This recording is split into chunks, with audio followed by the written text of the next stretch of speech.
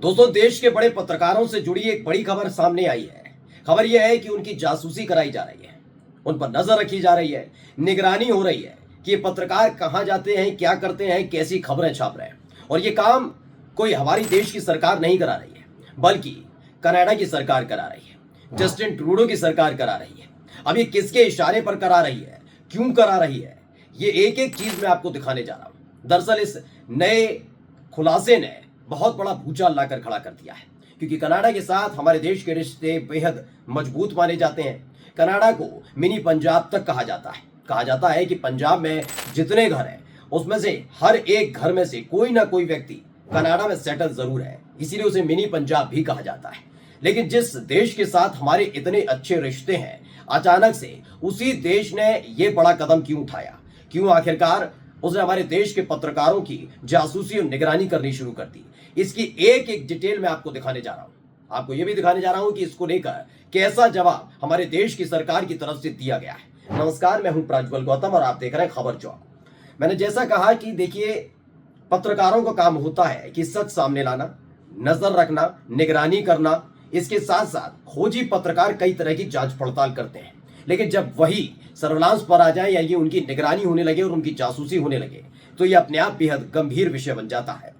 और ये काम अगर राष्ट्रीय सुरक्षा के आधार पर वहीं के पत्रकारों पर वहीं की सरकार करे तो समझा जाता है, लेकिन जब दूसरे देश की सरकारें किसी दूसरे देश के पत्रकारों पर नजर रखती हैं, तो ये बहुत अति संवेदनशील मामला माना जाता है। अगर पत्रकारों से कोई दिक्कत है, उनकी रिपोर्ट से कोई दिक्कत है, तो कनाडा की सरकार को हमारी देश की सरकार यानी मोदी सरकार से शिकायत करनी चाहिए थी, लेकिन नहीं, उन्होंने सीधे सीधे निगरानी और जासूसी करने का फैसला किया। यह बात मैं इसलिए कह रहा हूं कनाडा को लेकर, क्योंकि पिछले 6 से 7-8 महीने पहले एक खबर आई थी।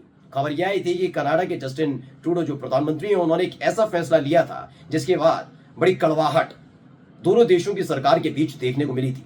दरअसल हमारे देश के खिलाफ बोलने वाले, लिखने वाले, हमारे देश विरोधी गतिविधियों में शामिल रहने वाले जो कनाडा में रहने वाले लोग हैं, उनके पक्ष लेते हुए जस्टिन ट्रूडो ने एक बड़ा बयान दे दिया था। यही नहीं, जस्टिन ट्रूडो ने हमारे वहां पर रहने वाले कई राजदूतों के साथ राजनयिक से बुरा व्यवहार किया था, कनाडा छोड़ जाने का फरमान सुनाया था, जिसका मुंह तोड़ जवाब हमारे देश की सरकार ने भी दिया था। हमारे देश की सरकार ने भी कनाडा के राजनयिकों को फौरन ही भारत छोड़कर जाने का आदेश सुना दिया था। यानी दोनों देशों के बीच ये कड़वाहट देखने को मिल रही है। अब इस सब के बीच कनाडा की तरफ से हमारे देश के पत्रकारों पर नजर रखने की खबर ने और बहुत बड़ा तनाव बढ़ाकर रख दिया। कौन कौन से वो पत्रकार हैं मैं आपको दिखाऊंगा, लेकिन उससे पहले आज तक की इस खबर को पढ़िए। आज तक ने खबर छापी, भारतीय पत्रकारों की निगरानी कर रहा कनाडा, सोशल मीडिया पोस्ट पर ट्रूडो सरकार की नजर। क्या है खबर, पहले मैं दिखाता हूं। आज तक ने अपने इस वेबसाइट पर पूरी खबर छापी है और क्या लिखा है। इसमें लिखा है कि कनाडा के विदेशी हस्तक्षेप आयोग की वेबसाइट पर एक डॉक्यूमेंट सामने आया है। इससे पता चलता है कि कनाडा कुछ व्यक्तिगत भारतीय पत्रकारों, मीडिया आउटलेट्स पर नजर रख रहा है और उनकी सभी सोशल मीडिया पोस्ट का एक डोजियर रख रहा है, जिनके बारे में कनाडाई सरकार को लगता है कि कनाडाई मामलों में भारतीय हस्तक्षेप हो सकता है। इसमें क्या बताया गया है, देखिए, भारत और कनाडा के बिगड़ते रिश्तों के बीच कनाडाई सरकार भारतीय पत्रकारों, मीडिया की निगरानी कर रही है। कनाडाई मामलों में भारतीय हस्तक्षेप की जांच के हिस्से के रूप में विदेशी हस्तक्षेप आयोग को भारतीय पत्रकारों की सोशल मीडिया पोस्ट पर एक डोजियर दिया गया है। इस डोजियर के मुताबिक ये देखा जा रहा है कि जो हमारे देश के पत्रकार हैं वो क्या ट्वीट करते हैं, कैसा लिखते हैं, उनके विचार क्या है, एक एक पत्रकार की सूची तैयार की गई है। कनाडा के विदेशी हस्तक्षेप आयोग की वेबसाइट पर एक डॉक्यूमेंट सामने आया। इसमें पता चलता है कि कनाडा कुछ व्यक्तिगत भारतीय पत्रकारों, मीडिया आउटलेट्स पर नजर रख रहा है और उनकी सभी सोशल मीडिया पोस्ट का एक डोजियर रख रहा है, जिनके बारे में कनाडाई सरकार को लगता है कि ये कनाडाई हस्तक्षेप हो सकता है।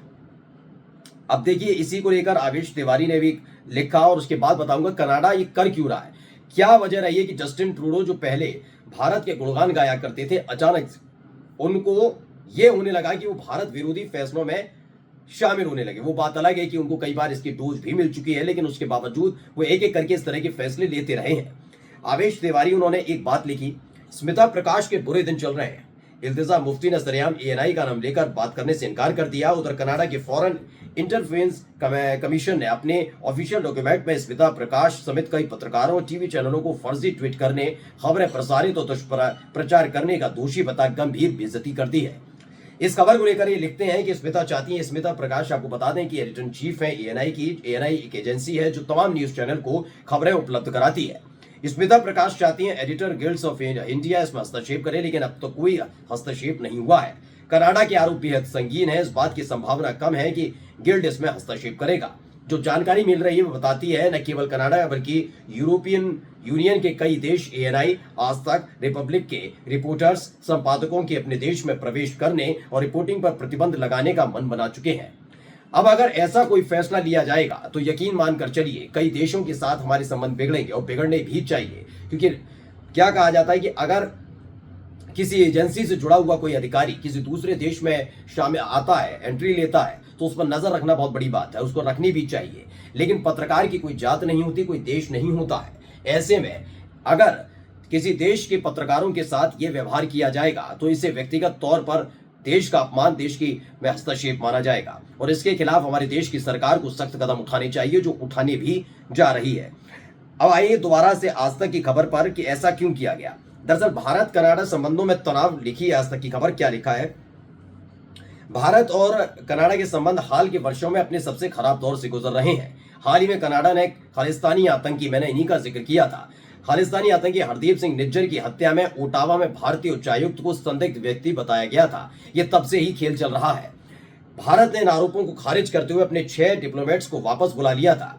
कनाडा की विदेश मंत्री का कहना है कि देश में शेष बचे भारतीय राजनयिक भी नोटिस पर है। अब आप सोचेंगे इस क्यों हो रहा है? दरअसल कनाडा में चुनाव होने के वाले हैं, कभी भी उसका ऐलान हो सकता है। यानी कनाडा में अगर चुनाव होते हैं, ऐसे में किसी भारतीय की जरूरत उन्हें नहीं पड़ेगी, क्योंकि वो वोट कास्ट नहीं करेंगे उनके देश में जाकर, लेकिन वहां रह रहे लोगों को खुश करने के लिए किया जाता है। दरअसल ये माना जाता है कि हमारे देश के अंदर कई ऐसी घटनाएं घटती हैं जिसमें कनाडा में रहकर हमारे देश विरोधी गतिविधियां में शामिल रहने वाले लोग हमारे देश के खिलाफ काम करते हैं। उन पर कार्रवाई करने के बजाय उनको दुलार, लाड़, प्यार इस समय जस्टिन ट्रूडो कर रहे हैं। उसकी वजह यह मानी जा रही है कि कई ऐसे ग्रुप्स वहां पर काम कर रहे हैं जिनके प्रभाव में काफी लोग हैं, और अगर जस्टिन ट्रूडो ऐसे ग्रुप्स के खिलाफ कार्रवाई करते हैं तो वो अपना अगला चुनाव हार सकते हैं। तो सिर्फ और सिर्फ चुनाव जीतने के लिए वो बिना सोचे समझे ऐसे लोगों का साथ दे रहे हैं जो हमारे देश के लिए खतरा है, जबकि ये भी जानते हुए कि कनाडा की अर्थव्यवस्था भारतीय अर्थव्यवस्था पर डिपेंड करती है।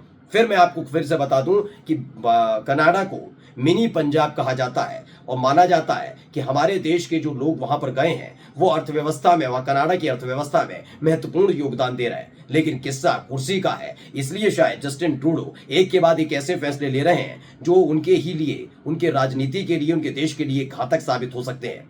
अब तक हमारे देश के राजनयिकों के लिए इस तरह की शब्दावली का इस्तेमाल करना कि वो संदिग्ध व्यक्ति हैं, वो भी ऐसे व्यक्ति की मौत के मामले में, हत्या के मामले में जो खुद एक आतंकी है। अब इन सब के बीच भारतीय पत्रकारों की जासूसी कराना कहीं भारी न पड़ जाए जस्टिन ट्रूडो को। नमस्कार।